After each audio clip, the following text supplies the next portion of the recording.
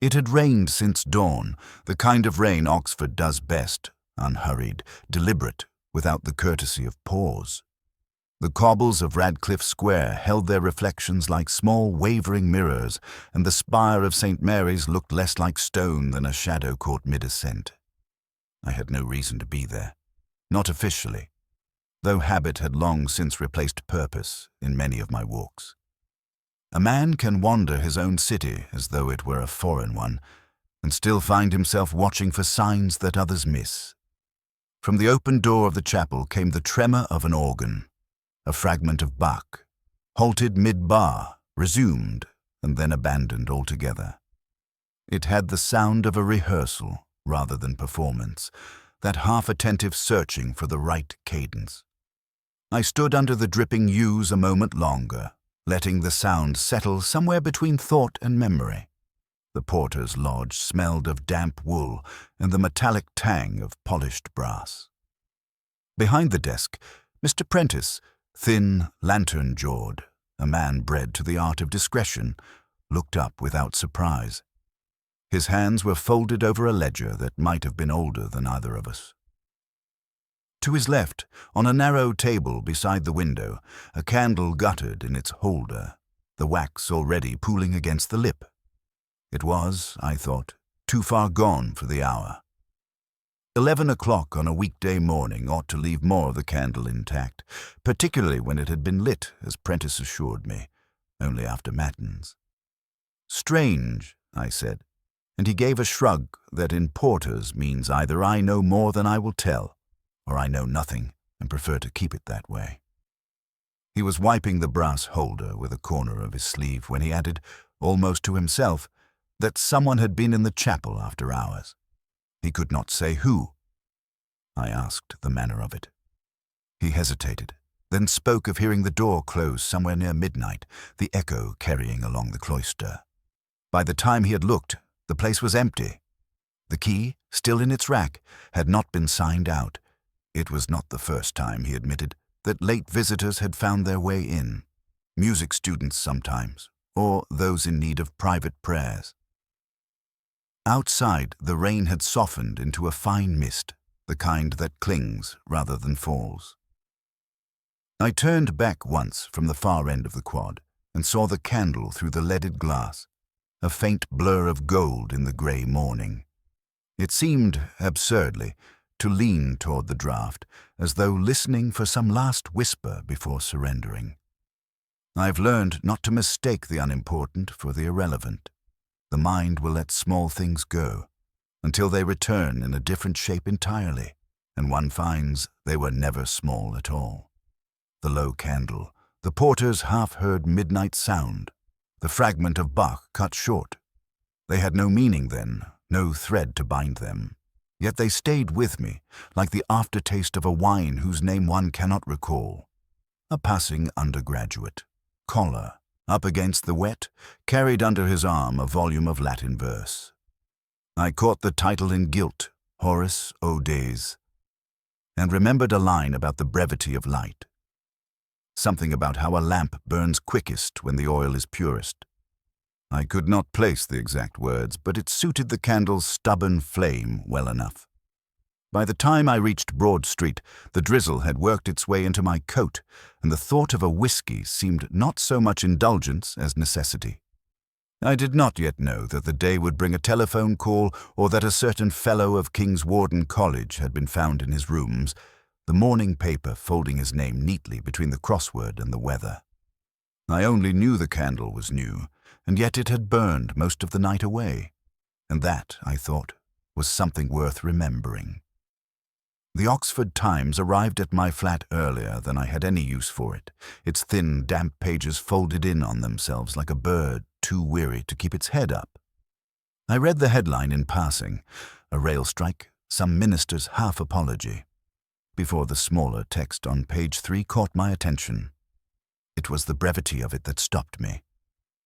Prominent classics fellow found dead in rooms.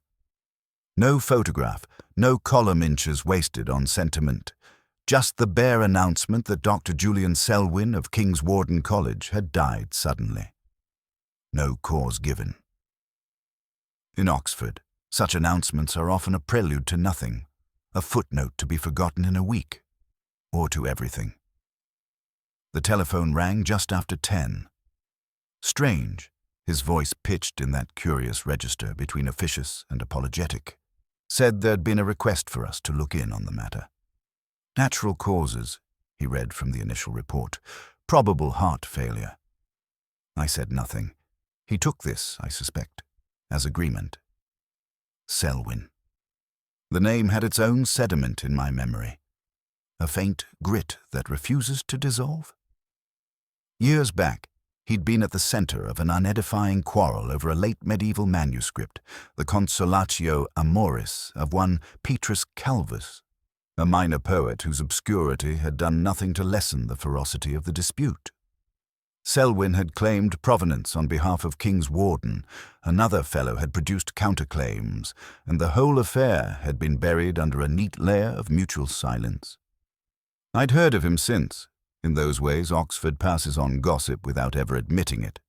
Clever to the point of cruelty, precise in his scholarship, ill at ease with anyone who could not meet him in Latin hexameters.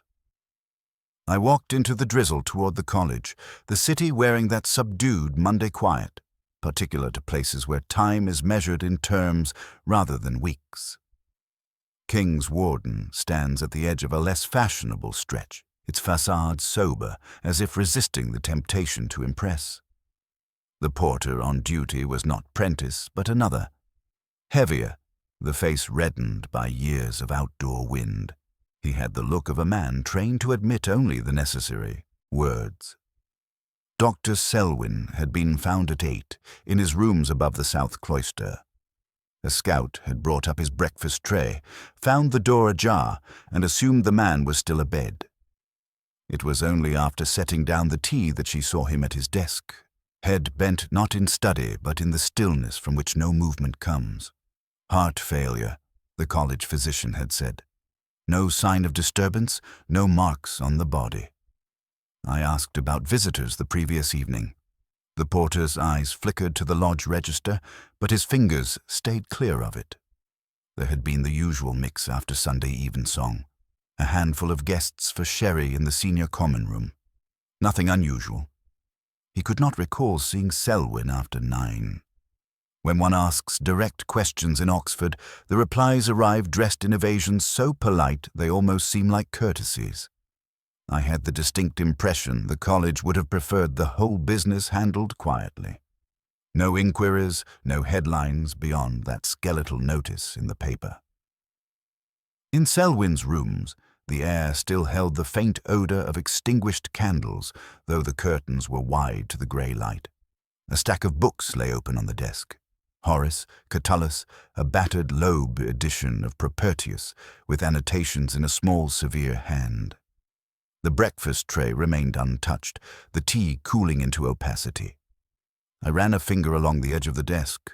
A scrap of paper had caught there, torn from some larger sheet, its only remnant a half-line of Latin in pencil. The handwriting was not Selwyn's. I placed it back exactly where I had found it. Lewis had not yet joined me, and I preferred to let the fragment sit a while longer, like a half-clue in a crossword whose answer comes not through force, but through the unhurried settling of thought. Heart failure, Strange had said. Perhaps so.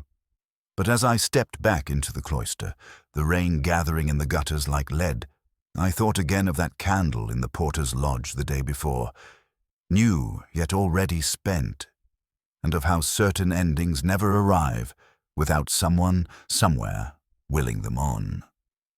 Lewis arrived just after midday, the drizzle beading on his coat as though it had been stitched there for effect. He carried a thin folder, the sort whose contents never justify their own sense of importance, and set it down on my desk with the caution of a man handling someone else's secrets. It was the guest register from the previous evening, copied in Lewis's careful hand from the original kept in the senior common room. A recital, late romantic pieces, the program running from Fauré to Rachmaninoff, had drawn a modest gathering of fellows, spouses, and those few outsiders the college is willing to admit without a fight. The names, written in a variety of scripts, seemed at first like any other list of polite society in miniature. Academics with their peculiar austerities, patrons seeking the flattery of erudition, the occasional musical soul genuinely there for the sound rather than the occasion. 3 caught my attention, each for reasons that had little to do with music. Clara Harland. The name had once belonged to Promise, a composer of some originality, a pianist of more. She had been Selwyn's lover long ago in the idiom of Oxford affairs, and the two had parted with the sort of precision that leaves neither room nor appetite for reconciliation. I had heard her play once. She had the trick of letting a single note linger beyond its welcome, as though to remind the audience that beauty could also exhaust. Martin Fisk. Fellow of another college, his own reputation marred by an unpublished paper rumored to have been stripped, marrow and all, into one of Selwyn's articles. The charge of plagiarism had never been made public. That is to say, it had been made often, but never in a place where ink might record it. Mrs. Dorian Vale, patroness of King's Warden in the loosest sense, her gifts as much about the pleasure of giving as about any notion of legacy. Her name had floated through certain conversations about debts, the sort whose size is always guessed to be larger than it is, and whose settlement depends more on charm than on solvency. The handwriting told me more than the names. The register had been kept by the porter that night, but one name, halfway down the list, had been altered. The first letter scraped, re-inked, the tail of it uncertain. I traced it with my finger, not because I needed to feel the indentation, but because sometimes the mind will only attend when the hand compels it. The change was slight, and yet it had been made with such deliberation that it seemed less like correction than disguise. I asked Lewis whether the porter had mentioned any confusion. None, he said, though the man had been quick to remark on the quality of the performance, which to my mind was either irrelevance or evasion. The recital had ended around 9:30. Sherry had followed in the senior common room, and guests had left by 11. No one had seen Selwyn after the last glass was drained. The manuscript dispute returned to me then. That ridiculous consolatio amoris, fought over as though its lines could alter the course of modern thought. I asked Lewis to find out whether Selwyn had been working on it again, and if so, whether any drafts were missing from his rooms. Such quarrels rarely die entirely. They are buried shallow, waiting for the smallest spade. Through the leaded windows, the quad was empty, the rain sketching its delicate hieroglyphs on the paving stones. The altered name sat before me, unyielding, refusing to declare whether it was born of error, of embarrassment, or of something altogether more calculated. Lewis, shifting in his chair, asked whether I thought the register important. I told him importance was a word best applied after the fact. Some things prove themselves by degrees. Like a misplayed chord in a familiar piece, they trouble the air until one can no longer hear anything else. When he left, I kept the copy before me, my eyes drawn again and again to that single imperfect letter. The recital's final piece had been a transcription of Rachmaninoff's Vocalise, wordless, aching, and without resolution. I thought of the candle in the lodge, the Latin fragment on Selwyn's desk, and now this name with its small wound of ink. 3 notes, perhaps, of the same unplayed melody. Clara Harland lived in a narrow terraced house off the Iffley Road, a place where every surface seemed to carry the patina of sound. The hallway smelled faintly of resin and coal dust, and the small sitting room beyond was thick with sheet music. Scores on chairs, the piano lid half buried under them, a pile leaning precariously on the arm of a sofa. Somewhere in the clutter, a clock ticked with the stubborn precision of a metronome. She didn't rise when I entered, merely gestured to a chair from which I had to move 2 volumes of Liszt before sitting. Her eyes were the kind that measured not just the person in front of them, but the space they occupied, as if calculating whether the music of the conversation was worth playing. She had been at the recital, of course. Saw Selwyn there, spoke with him briefly, and afterwards joined the small migration to the senior common room for sherry. He was in good health, or so she insisted, and drinking more than he usually did. I asked whether he seemed agitated. She let her gaze drift toward the window where rainwater drew thin, wavering lines on the glass. Selwyn, she said, was always agitated. It was simply that some evenings he wore it more comfortably. They had parted, she told me, sometime before midnight. She left him standing by the decanter, refilling his glass as another guest was preparing to go. She didn't recall seeing who that guest was. The room was already thinning out. It was when she mentioned her walk home that something in her voice sharpened, not in pitch but in its deliberate placing of words. Passing the chapel on her way out of the quad, she'd noticed a candle still burning inside. Strangely low, she said, as though it had been lit far earlier than the porter claimed. No one had been in there since evensong, or so she believed. I asked why she found it worth remarking. She gave a faint shrug. Years of playing had taught her to notice gradations in timing, in the length of a note or the space between them. A candle, like a bar of music, has a natural life. When it burns too short for the hour, it announces itself. I didn't press further. People rarely lie well when they are certain they are telling the truth. The art of the interviewer lies in letting the certainty stand until the doubt arrives on its own. We spoke briefly of Selwyn's temperament. She allowed herself a thin smile at the suggestion he was well liked. He was admired, she corrected, which is a different matter entirely. Admiration can survive without affection. In Selwyn's case, it often did. As I made my way out, my sleeve brushed the edge of the piano. A slip of manuscript paper fluttered to the carpet, a few bars of something minor and unresolved. I bent to replace it on the pile. She thanked me with a nod, though her eyes didn't follow. Outside, the street smelled of wet leaves and distant smoke. The candle again, new but already spent, took its place beside the Latin fragment and the altered name in the register. 3 details, unrelated in shape yet all pointing, faintly, in the same direction. I've always mistrusted the obvious link. The mind's first desire is to draw straight lines between points. But there are occasions when the shortest route is neither the truest nor the one most worth traveling. So I put Clara's remark in the quiet part of my mind, where things sit until they begin to hum of their own accord. The rain had thinned to a fine silvered mist by the time I reached the high. Oxford, under such weather, takes on the intimacy of a half-forgotten room, one you know well enough to find your way through in darkness, but whose corners still have the capacity to surprise.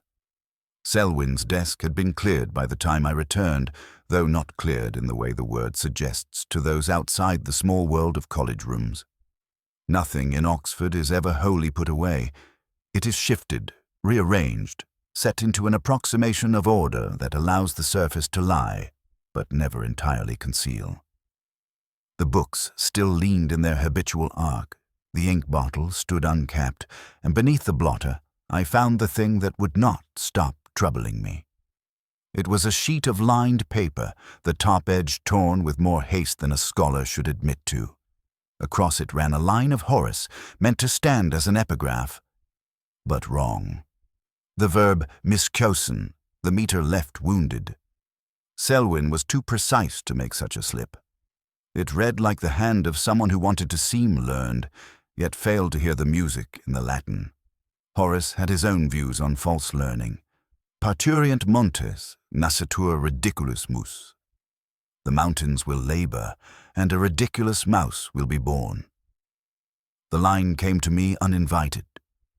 I thought of Martin Fiske, whose own scholarship had once been gnawed thin by Selwyn's appetite. I found him in his rooms, the air carrying the dry heat of old radiators, and a smell of paper that had sat too long in the dark. Fiske received me without enthusiasm, his mouth drawn as though reluctant to form the shape of civility. We spoke of the recital, the wine, the weather, the trivial scaffolding on which Oxford balances more dangerous structures. Only when I mentioned Selwyn's death did his eyes flicker away.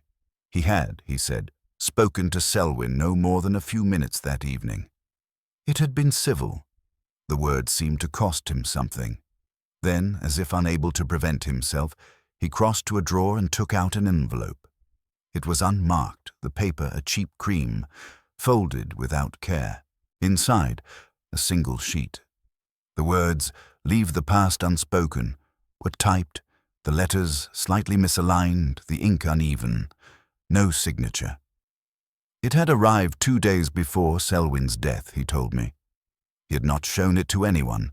It struck him as the work of a crank. He handed it over as though to rid himself of it. I gave it to Lewis later, who returned within the hour, with a sort of satisfaction he rarely allowed himself. The letter, he said, had been typed on one of the old imperial machines, still kept in the college library. Those relics for fellows who refused the indignity of computers. He'd matched the irregularities in the A and the E to a particular machine. The key spacing, the faint ghost of misaligned metal. All unique. The library at King's Warden is not large, but it is jealous of its quiet. I walked there in the afternoon when the sky had darkened enough to draw out the desk lamps. The typewriter sat at the far end, a black, square-bodied thing with enamel worn to dullness at the edges. No one had signed it out. The logbook lay open to blank days. I touched a key at random, the A, and felt the faint give of worn springs. There was no dust. The ribbon still held ink enough to stain the skin. On the corner of the desk sat a stub of candle, the sort issued for blackout rehearsals in wartime, its sides mottled with wax runs. I picked it up. My fingers came away faintly scented. Not of tallow, but of the sweeter, more deliberate wax used in the chapel. It was the same faint trace I'd noticed on the letter itself when I first handled it. It could mean nothing, of course. Candles travel easily in a college.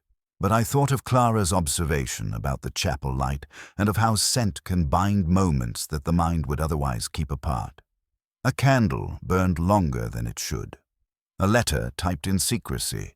A line of Horace, almost right, which is to say altogether wrong. As I stood there, a fellow passed behind me, the hush of his gown brushing the air. He glanced at me without curiosity, the way one acknowledges a stranger at a funeral. I returned the look and left, taking the letter and the scent of wax with me. The streets outside were washed in the thin gold of late afternoon. The rain momentarily stayed. In my mind, the misquoted epigraph began to shift, as though it wanted to disclose something. Not about Horace, but about the person who had reached for him and found their hand in the wrong drawer. I have learned to wait for such things to speak. They will, if one listens long enough, and in the right kind of silence. For a time, Mrs. Vale seemed to fit the shape of the crime with unnerving neatness. Her finances, I learned from a discreet word with the bursar, were the sort that keep one awake at night, not ruinous yet, but advancing steadily in that direction. There had been talk of letters from creditors, and Selwyn, as college secretary, would have known exactly how fragile her position had become. Then there was the matter of the will. Selwyn kept his most current version in his desk, a fact known to very few. Mrs. Vale, as his occasional assistant, had both keys and opportunity. In the weeks before his death, the document had been removed briefly, replaced with a draft that omitted a bequest to a particular charitable trust. The original was back in place when I examined it, but the incident lodged itself in my mind like grit. Finally, there was her proximity to the chapel on the night Selwyn died.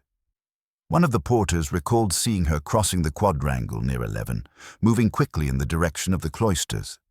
She had said something about retrieving a mislaid key, but had not been carrying one when she returned. It was enough to nudge suspicion into belief. I began to see her in the role, a woman facing humiliation, knowing Selwyn would soon speak to the bursar, deciding that one night's risk outweighed the long decline of scandal. In this version, she had met him after the recital, found a pretext to draw him into the chapel, and struck, or perhaps used the candlelight to conceal a quieter form of murder. I put the theory to Lewis as we walked under the cloisters, our breath clouding in the cold. He was doubtful, but not dismissive. "She's tidy," he said. "Keeps her shoes polished. You know the type. Could be tidy about other things too." When I confronted her in her rooms, she received me in a dressing gown of heavy wool, her hair pinned back without vanity. The air smelled faintly of lavender polish and a fire laid but not lit. She denied nothing outright, merely asked what evidence I thought I had. Her voice was steady, her eyes pale and very clear. I asked where she had been between 10:30 and midnight.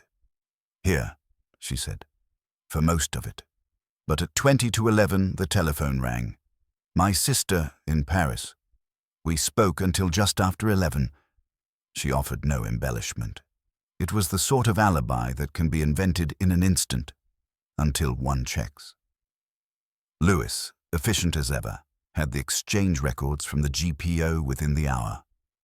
The call was there, placed from a Paris number at 10:42 p.m., lasting 14 minutes. The connection had gone through the Oxford exchange without interruption. A person cannot strangle a man in the chapel and simultaneously chat to a sister about the price of beef in Montparnasse. I tried, for the sake of caution, to imagine some elaborate deception. The call staged, the voice not her sister's. But the records from Paris confirmed it. The call originated from her sister's flat. The conversation had been about a small inheritance from a distant cousin, the details of which her sister could recall with irritating precision. The theory collapsed with the quiet inevitability of a paper bridge in rain. When I left her, Mrs. Vale stood in the doorway, watching me go with an expression I could not read. There was no triumph in it, but neither was there relief. I had the sense of having been weighed and found wanting, not in evidence, but in imagination. That night, in my notes, I wrote, "First false turn, too neat, candle still burning somewhere else." It was Lewis who found it, though I doubt he realized its weight at first. The archives at St. Sed's are housed in a narrow, dusty room above the old buttery, where the smell of parchment and polish clings like a permanent tenant. He had been looking for committee minutes from the 1970s when he came across a battered manila folder marked simply SCR Social. MISC. Inside was a sheaf of photographs. Formal dinners, May morning gatherings, the usual parade of gowns and smiles. One image, however, had the faded sepia gravity of a much older wound. 3 young faces stared out at the camera. Selwyn, looking improbably unlined. Clara Harland, her hair looser and her expression easier than I had ever seen it, and Martin Fisk, still in the fresh arrogance of a first appointment. On Selwyn's left, however, was a 4th figure, or rather, the unmistakable absence of one. The print had been crudely trimmed, the right edge sheared away with scissors. The cropping was so abrupt it removed part of Selwyn's sleeve. When Lewis brought it to my desk, I felt an old chord strike somewhere in memory. "You've seen this before?" he asked. "Not exactly," I said, turning it over in my hand.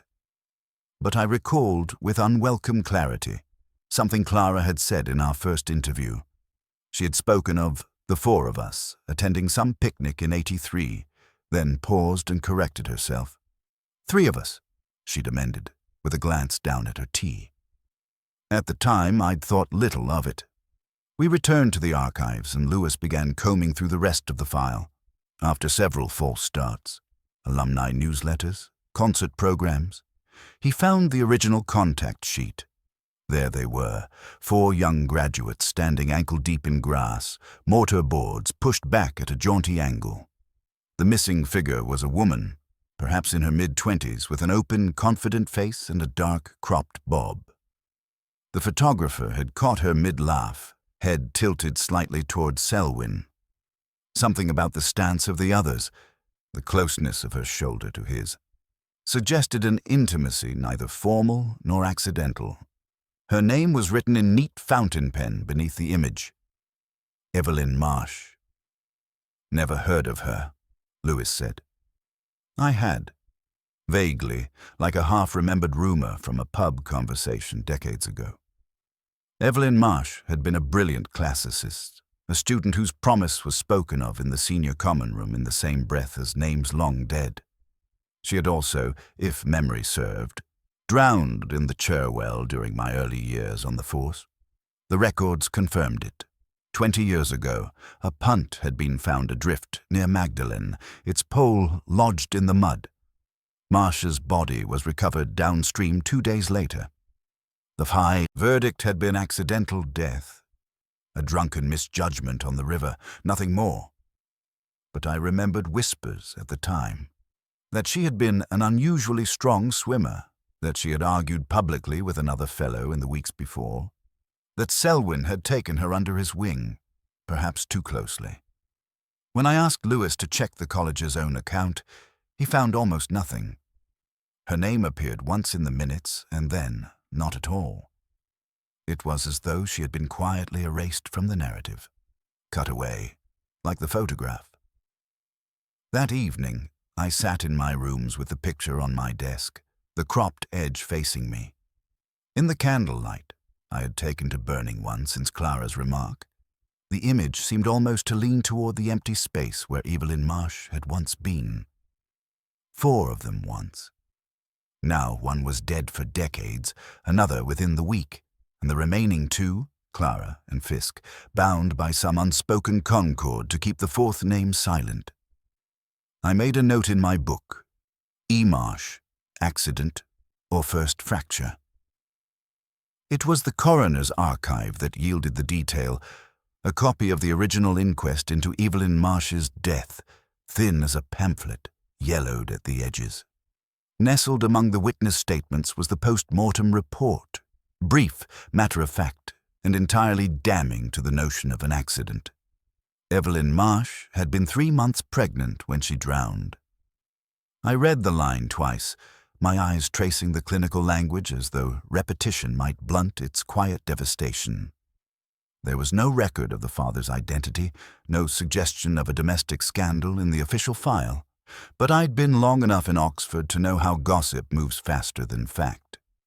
Within days of her death, the whispers had settled on Selwyn as the likely culprit, her mentor, her confidant, her champion. The rumor had never solidified into proof, but it had been enough to tarnish reputations and strain friendships. In the brittle world of the senior common room, such stains never quite washed out. I found Clara in her music room again, the piano lid closed this time, her hands folded neatly in her lap. She did not flinch when I asked about Evelyn Marsh. I hadn't heard her name in years, she said, though her voice caught slightly on the second word. She was pregnant, I said. Yes. The admission was quiet, unadorned. No denial, no surprise. I waited, but she offered nothing more. Was it Selwyn's? She stared at the keys. Does it matter now? It mattered to me. It mattered because if Evelyn's death had not been accidental, and I no longer believed it was, then someone had carried that wound for 2 decades. Clara had been the only woman in that photograph whose life was not cut short. She had remained in proximity to Selwyn in the shadow of Evelyn's absence. I began to see a shape to it. Years of bitterness, perhaps suppressed, perhaps carefully tended. The opportunity, when it came, presented in the form of a late-night recital, an empty quad, a decanter of sherry. I reconstructed the night as best I could from the statements. Selwyn had left the concert with Clara. They had returned to his rooms for a drink. She had left before midnight, or so she said. But there was a gap. No one had seen her between 11:10 and 12:15. Plenty of time to decant a bottle, to stir in something tasteless, something lethal. Lewis, ever the pragmatist, reminded me that this was still conjecture. We don't even know what killed him, he said. The toxicology report arrived the next day. It killed my theory in a single paragraph. No trace of cyanide, strychnine, or digitalis. No alkaloids, no heavy metals. The sherry, the bottle still half full on Selwyn's desk, was entirely clean, which left us with nothing but an unexplained death and a candle in the chapel that had burned lower than it ought. Clara's potential motive had been compelling, but the method was absent. No poison, no overt violence, no witness to anything out of place. I found myself staring at my notebook, lines crossed out until only fragments remained. E. Marsh, pregnancy, Selwyn, Clara. And at the bottom, circled twice, candle. It was that candle that refused to leave me alone. Clara had mentioned it in passing, almost idly, but I had learned to distrust the accidental remark. It had been strangely low, she had said, though evensong had ended hours before, and no one, supposedly, had been in the chapel since. If I was wrong about the poison, and the lab told me I was, then perhaps I was wrong about everything else. Perhaps I was still standing on the wrong side of the truth entirely. It was my second false turn in as many weeks. And yet, even in failure, the path seemed to narrow towards something. I could feel it. Whatever had killed Selwyn, it was bound to that chapel candle as tightly as Evelyn Marsh's shadow was bound to his name. The chapel stood quiet beneath a slate sky, its stone walls weathered by centuries of rain and ritual. I found myself drawn back to it late in the afternoon, the light low and slanting through the stained glass, casting fractured patterns on the flagstones. The scent of old wood and faint incense hung in the air like a whispered promise, or a warning. I had returned for no official reason, only a feeling that had taken root and refused to let go. Clara's comment about the candle, the porter's vague reference to a visitor. These flickers had been sidelined in the wake of more tangible evidence, but something about them pulled at the edges of the night. The candle itself sat in its brass holder on the ledge by the altar, small and neat, half-burned but seemingly ordinary. Yet as I leaned closer, a faint line of soot caught my eye, higher than the current wick's height, smeared in a ragged arc along the polished brass. It was the mark of a candle far longer than the one, burning now, one that had been allowed to melt and drip and glow well into the night. I crouched to examine the holder. The brass was warm from the afternoon light, but the soot remained a stubborn trace, like a fingerprint left by time itself. The candle had clearly been replaced in the morning, presumably after evensong, to disguise what had been burning through the dark hours. This was no prayer vigil, I thought. The chapel's stillness was not sanctified by hope or remorse, but by something darker, waiting. My mind went back to the porter's muttered remark, half heard and half dismissed the day before. A visitor, unnamed, who had come late, alone. The kind of visitor who does not announce themselves in Oxford, where even footsteps are measured against a clock and found wanting.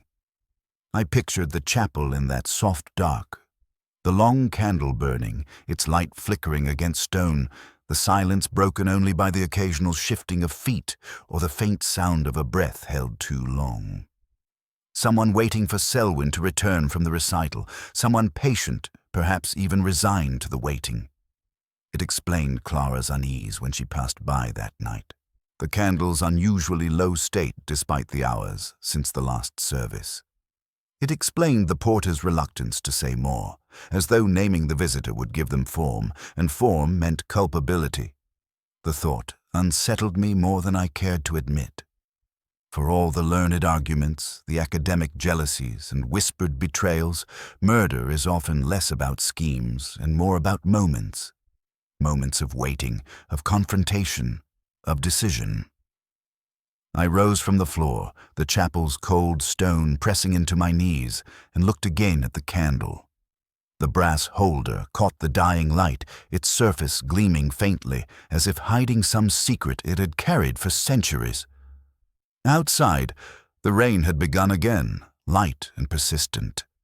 The city's stones darkened, and the chapel stood as a silent witness, its shadows deepening.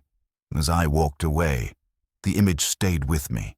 The candle burning long into the night, a beacon not for prayer, but for something far less forgiving. The quiet vigil that had gone unseen, save for the faintest trace of soot.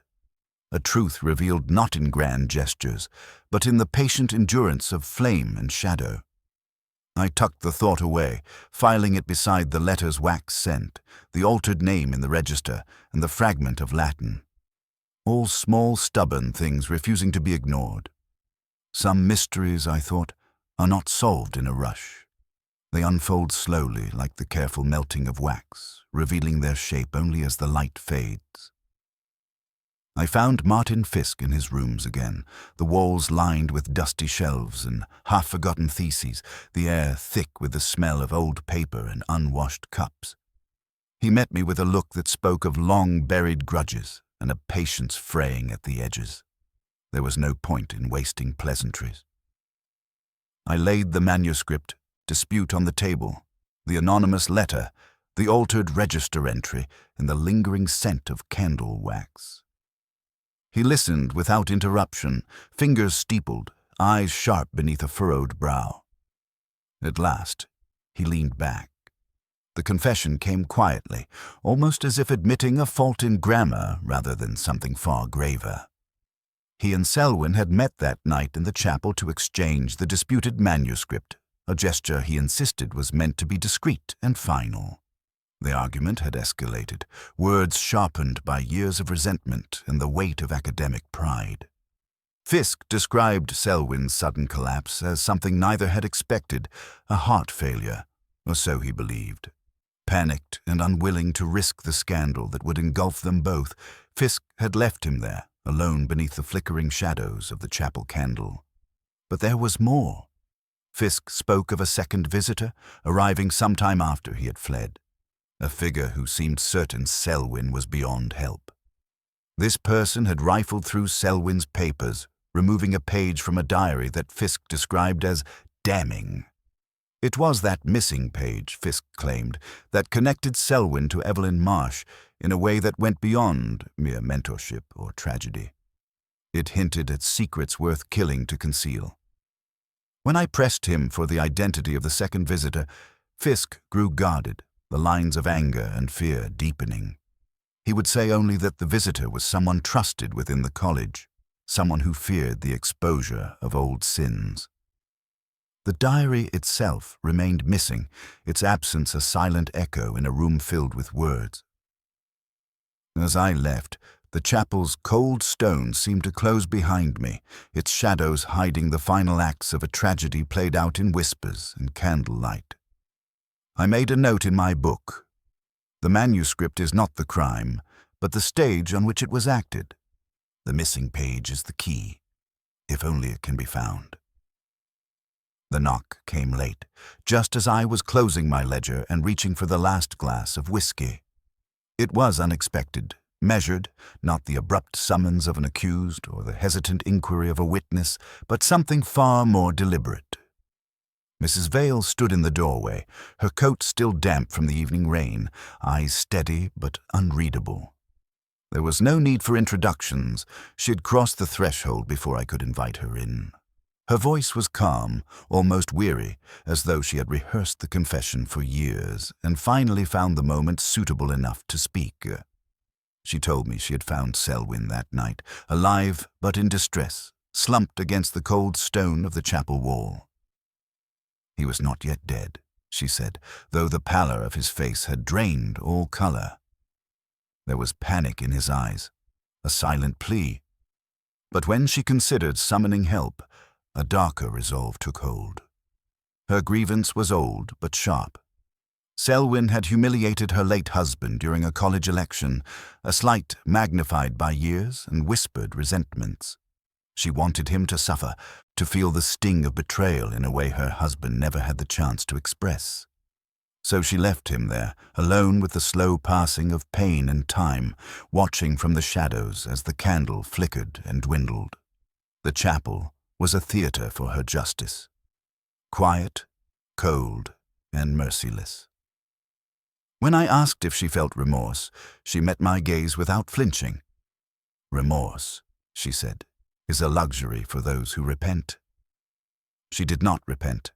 The law, she acknowledged, would be lenient, given Selwyn's condition and the ambiguous nature of his death. She would face consequences, certainly, but not the ones that mattered most to her. I listened in silence, the weight of her words pressing down like the Oxford rain on stone. There was no plea for forgiveness, no attempt to soften the edges of her culpability. Just a steady, unyielding ownership of what she had done. Or rather, what she had chosen not to prevent. After she left, I sat with the whiskey untouched, the flame of the candle beside me sputtering in the draught. Justice, I reflected, is often quieter than we expect, less about revelation and more about resignation. And sometimes the greatest crime is not what is done, but what is left undone. The evening air was thick with mist when I returned to the chapel, the stone walls softened by a faint, whispering haze. Oxford held its breath beneath the shroud, the distant murmur of life reduced to a low, unbroken hum, as if the city itself paused to reflect on what had passed within its ancient bounds. Inside, the chapel was colder than I remembered, the air heavy with the residue of wax and silence. A single candle flickered on the altar ledge, its flame small and steady, untouched by hurried fingers or the restless fingers of doubt. I studied the candle, the way the flame bent gently in the draught, as though reluctant to expose its fragile existence to the cold. It burned with the quiet dignity of something too precious to waste, a solitary beacon against the creeping dark. My thoughts drifted inevitably to Horace and his grim wisdom. Parturient montes, nascitur ridiculus mus. The mountains labored, he said, but in the end, only a ridiculous mouse emerged.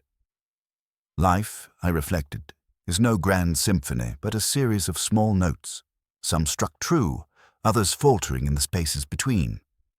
Evelyn Marsh, whose promise was drowned beneath the river's silent weight. Julian Selwyn, whose flame had guttered not with violence, but neglect and regret. Clara, Fisk, Mrs. Vale, all players in a drama written in shadows, their motivations tangled like the winding paths of Oxford's ancient streets. Justice had come, in its own measured way, but it was less a resolution than a quiet drawing of curtains. Some wrongs remained unanswered, not for want of inquiry, but for the weight of memory and the stubbornness of silence. I thought of the candle's flame, fragile yet persistent, and of the lives caught in its glow. Some lights go out in a moment. Others we watch, knowing they will never burn quite long enough. The chapel held its vigil as I stepped back into the mist, the city around me settling once more into the rhythm of its hidden sorrows and whispered truths. And I, too, carried the candle's faint warmth into the night, where some questions lingered still, unanswered but no less alive.